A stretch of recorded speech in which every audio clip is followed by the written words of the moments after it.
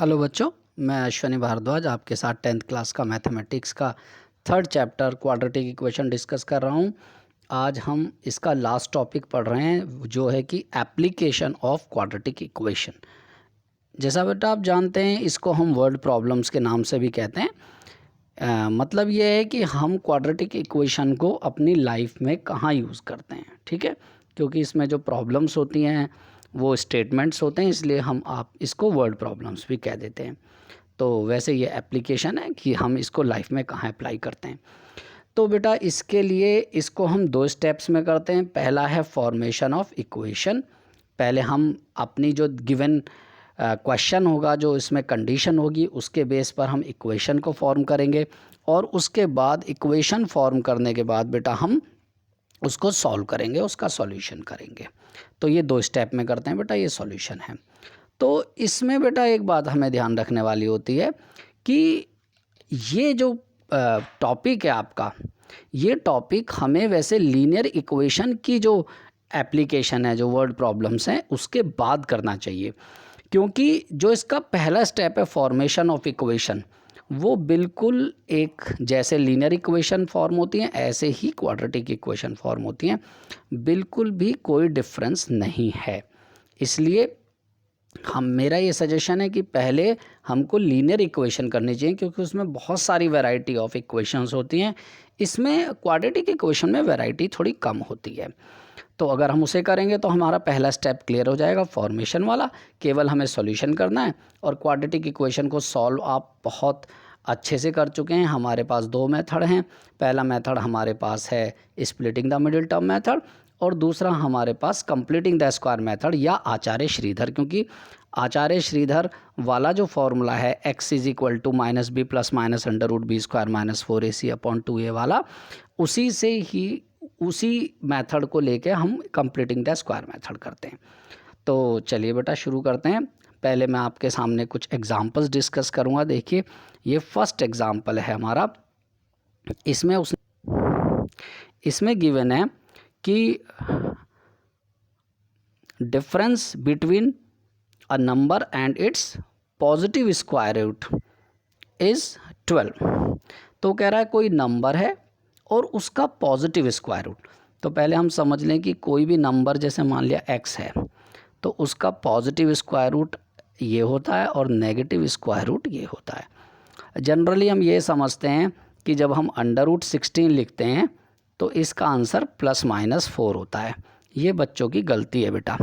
जब हम under root 16 लिखते हैं तो इसका आंसर 4 होता है, और जब हम माइनस अंडर रूट 16 लिखते हैं तो इसका आंसर माइनस 4 होता है।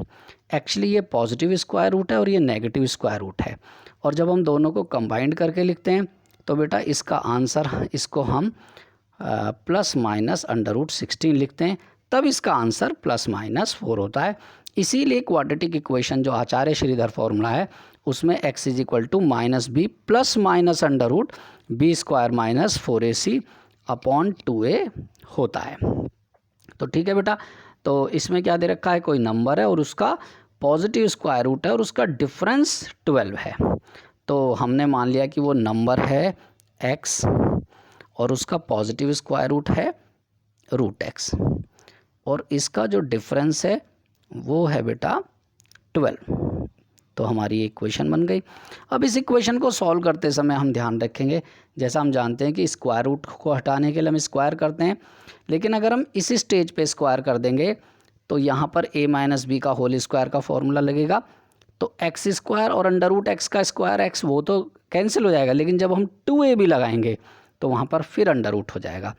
इसलिए जब भी आप इस तरह की इक्वेशन को सॉल्व करें तो आप ये अंडर रूट एक्स के साथ कोई और टर्म ना रखें। तो सबसे पहले हम इसको ऐसे लिखेंगे कि अंडर रूट एक्स, और x को वहाँ ले जाएंगे। जब x को वहाँ ले जाएंगे तो ये 12 माइनस एक्स बनेगा, लेकिन एक नेगेटिव यहाँ पर पहले से, इसलिए हम इसको x माइनस 12 लिख देते हैं। और अब इसका दोनों साइड हम स्क्वायर करेंगे बेटा। तो अंडर रूट एक्स का स्क्वायर एक्स स्क्वायर मतलब x हो जाएगा, और यहाँ a माइनस बी का होल स्क्वायर लगाएंगे, a square minus 2ab plus b square. 12 का स्क्वायर कितना होता है बेटा, 144। इसको हम स्टैंडर्ड फॉर्म में लिखेंगे तो ये हो जाएगा x square minus 25x plus 144 is equal to 0। अब ये ज़्यादातर इक्वेशन हमारी स्प्लिटिंग द मिडिल टर्म से हो जाती हैं, लेकिन अगर कहीं आपको लगे कि भाई नहीं हो पा रही हैं तो आप आचार्य श्रीधर फॉर्मूला लगा लेना, है ना। जैसे ये 144 है, पॉजिटिव है तो दोनों सेम साइन के होंगे, ये नेगेटिव है इसलिए दोनों नेगेटिव होंगे। और हमें पता है कि 16 9 144 होता है, तो -16 और -9 इसके फैक्टर हो गए बेटा। और मैंने डायरेक्ट मेथड भी आपको सिखाया था कि इनके साइन चेंज करके हम एक्स स्क्वायर के कोफिशिएंट से डिवाइड कर देते हैं। तो यहाँ पर इनके साइन चेंज करेंगे तो क्या आ जाएगा, 16 और 9 आ जाएगा बेटा। और जब हम एक्स स्क्वायर का कोफिशिएंट क्या है 1 से डिवाइड करेंगे तो आंसर 16 और 9 ही हो जाएंगे, है ना। लेकिन अब हमें दो आंसर्स होते हैं तो जनरली हम उसे चेक कर लेते हैं। तो वो कह रहा है कि अब आप देखिए, अगर हम ये 9 लेते हैं तो 9 का स्क्वायर रूट हो जाएगा बेटा 3, तो 9 और 3 का जो डिफरेंस है वो तो 12 आएगा नहीं, इसलिए ये वाला आंसर तो पॉसिबल नहीं है। अब हम लेंगे 16 और 16 का स्क्वायर रूट क्या है 4, तो 16 - 4 12 ये आंसर है। अब यहाँ पर बच्चे एक प्रॉब्लम फेस कर सकते हैं, वो कहते हैं कि जी ये 9 आंसर क्यों नहीं हो सकता। तो मैं आपको बता दूं बेटा कि क्वाड्रेटिक इसके तो ये वाली जो इक्वेशन है x square minus 25x plus 144 is equal to 0, इसको तो ये दोनों सेटिस्फाई करेंगे। लेकिन इक्वेशन एक्चुअली ये थोड़ा ना थी, इक्वेशन तो originally x minus root x is equal to 12 थी। तो हम ये देखेंगे उसे कौन सी सेटिस्फाई करती है, उसको सॉल्व करने के लिए हमने स्क्वायर करा है। लेकिन एक्चुअली जो इक्वेशन है वो पहले वाली ओरिजिनल, इसलिए जो आंसर आएंगे हम ओरिजिनल इक्वेशन में चेक करेंगे कि वो उसे सेटिस्फाई करते हैं या नहीं करते हैं। तो इसका आंसर 16 हो गया बेटा। तो 2 नंबर, तो आप देखिए आंसर में 9 और 16 लिख रखा है, लेकिन क्योंकि उनका डिफरेंस 9 अगर लेंगे तो 9 का √3 हो जाएगा और 9 - 3 तो 6 होता है, तो इसलिए हमारा आंसर 16 आएगा। इसमें आंसर्स में मिस्टेक्स भी हो जाती है कई बार बेटा, इसलिए आप बेस्ट तरीका ये है कि आप उसको चेक करके देख लें तो कोई कन्फ्यूज़न नहीं रहेगा। नेक्स्ट क्वेश्चन है, देखो बेटा, वो कह रहा a piece of rod cost ₹60। एक रॉड है जिस कुछ लंबाई है, उसकी लेंथ है और उसकी कॉस्ट है 60। वो कह रहा है कि अगर रॉड 2 मीटर छोटी हो जाए, if the rod had been, वैसे वॉज लगा है लेकिन हैड बीन आना चाहिए, 2 metre shorter and each metre cost ₹1 more, और जो पर मीटर की कॉस्ट है वो 1 मीटर और बढ़ जाए। देखो मैं आपको इसको पिक्टोरियली समझाता हूँ। जैसे मान लिया रॉड की जो लेंथ है बेटा वो इतनी है ना, तो ये मान लिया 1 मीटर, ये 2 मीटर, ये 3 मीटर, ये 4 मीटर, इस तरह से हमें पता नहीं है ना कितने मीटर है, तो मैंने मान लिया ये x मीटर है बेटा। तो टोटल कॉस्ट निकालेंगे जब मुझे 1 मीटर की कॉस्ट पता हो, तो 1 मीटर की कॉस्ट को मैंने y ले लिया। तो अब टोटल मीटर कितने हैं x, और 1 मीटर की कॉस्ट कितनी है ₹y, तो टोटल रॉड की कॉस्ट कितनी हुई x × y, और हमें दे क्या रखा है कि x × y तो 60 के इक्वल है। ठीक है बेटा, तो ये फर्स्ट इक्वेशन हो गई। उसके बाद हमें क्या दे रखा है कि अगर उसकी लेंथ 2 मीटर्स कम हो जाती, मतलब x की जगह क्या हो जाती, x - 2 हो जाती, और कॉस्ट ₹1 पर मीटर बढ़ जाती, मतलब कॉस्ट y की जगह y + 1 हो जाती, तो कह रहा तो भी कॉस्ट उतनी रहती रॉड की, मतलब 60 की 60 रहती, तो मतलब x की जगह क्या हो जाती, x - 2, तो ये तो लेंथ हो गई x - 2, और पर मीटर कॉस्ट कितनी हो गई y + 1, ₹1 ज़्यादा हो गई, तो भी कॉस्ट 60 हो गई, है ना। तो अब हम इसे सॉल्व कर लेंगे। सॉल्व करने का देखिए बहुत आसान तरीका, बहुत जल्दी सॉल्व होती है। जब हम इसको मल्टीप्लाई करेंगे ना बेटा, तो ये आ जाएगा xy, और यहाँ से -2y, है ना, प्लस x, और ये -2 × 1 -2 इज इक्वल टू 60। लेकिन जो xy की वैल्यू है वो 60 है बेटा, तो 60 से 60 कैंसिल हो जाएगा। तो जो हमारी इक्वेशन बन गई वो बन गई x minus 2y is equal to 2। ठीक है बेटा। अब यहाँ पर फर्स्ट इक्वेशन की हेल्प से हम या तो इस x की जगह, ये वाला x की जगह इस इक्वेशन से 60/y रख देंगे या y की जगह 60/x रख देंगे। तो हम इसकी जगह रख लेते हैं 60/y minus 2y is equal to 2 common ले लेंगे और इसको वो भी कर देंगे बेटा, स्टैंडर्ड फॉर्म में चेंज कर लेंगे। तो जब 2 कॉमन लेके स्टैंडर्ड फॉर्म में आप चेंज करेंगे तो ये आ जाएगी 30 minus y square is equal to y. आप थोड़ा सा बेटा इसको ध्यान रखेंगे कि आप लंबे तरीके से कर सकते हैं, धीरे धीरे आप भी स्टेप मेरी तरह स्किप करने लगेंगे। तो 30 minus y square is equal to y, इसको हम स्टैंडर्ड फॉर्म में y square plus y minus 30 लिख देंगे। मैं यहाँ फिर से लिख देता हूँ y square minus plus y minus 30 is equal to 0।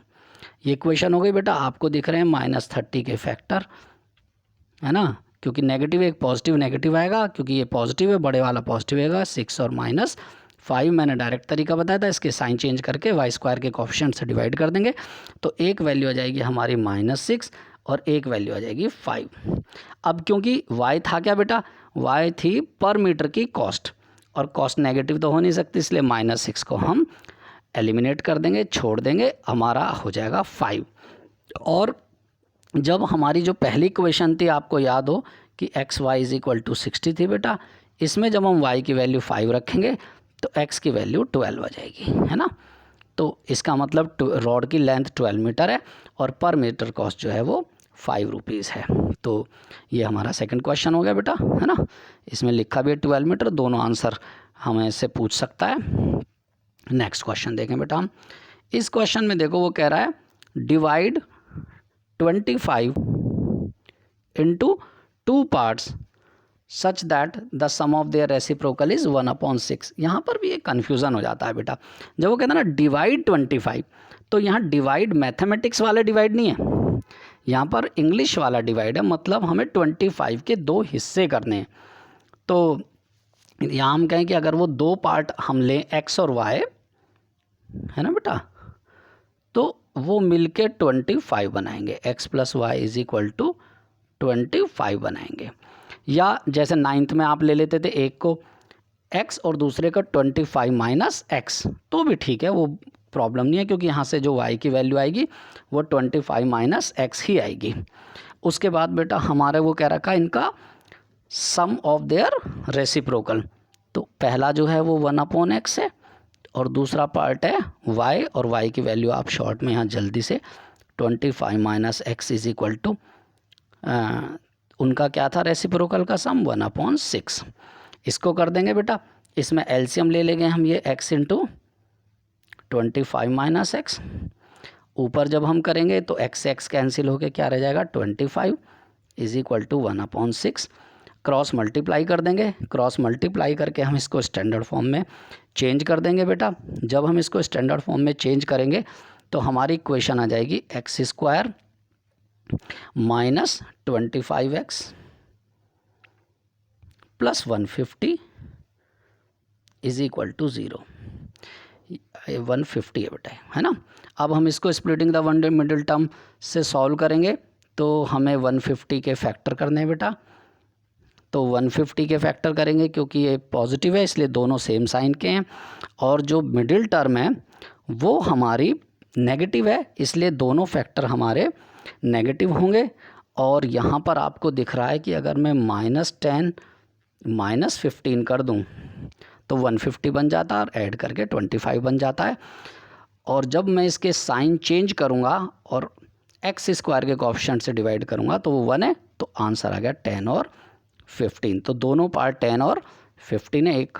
अब देखो अगर आप x की वैल्यू 10 रखोगे इस वाली फर्स्ट इक्वेशन में x plus y is equal to 25 में, तो y की 15 आ जाएगी, और अगर x की 15 रखेंगे तो y की 10 आ जाएगी।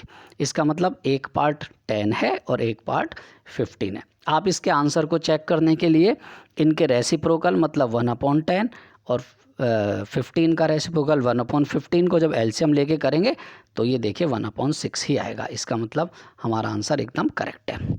इस तरह से आप आंसर्स को जल्दी से चेक भी कर सकते हैं। नेक्स्ट क्वेश्चन है बेटा 15 क्वेश्चन।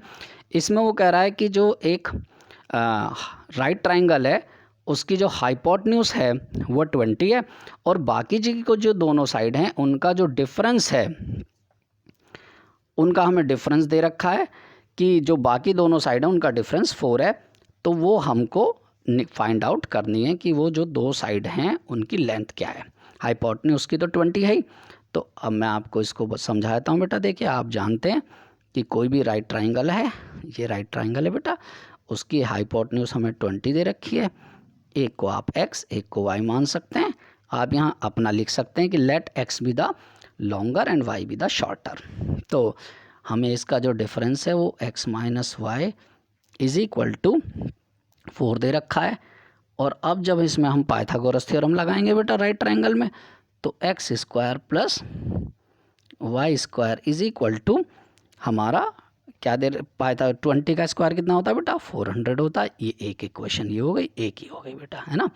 तो हम जैसे इन दोनों इक्वेशन को सॉल्व करेंगे तो हमारी बन जाएगी, आप जानते हैं यहाँ पर हम x की प्लेस पर y प्लस 4 सब्स्टिट्यूट कर सकते हैं।